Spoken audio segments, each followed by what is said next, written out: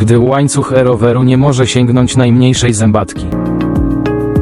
Reguluj głównie śrubę H, a śrubę L jako pomocniczą.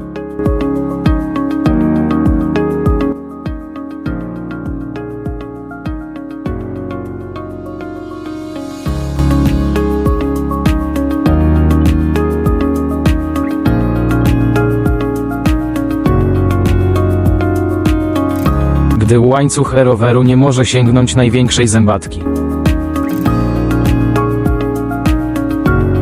Reguluj głównie śrubę L, a śrubę H jako pomocniczą, odwrotnie niż wcześniej.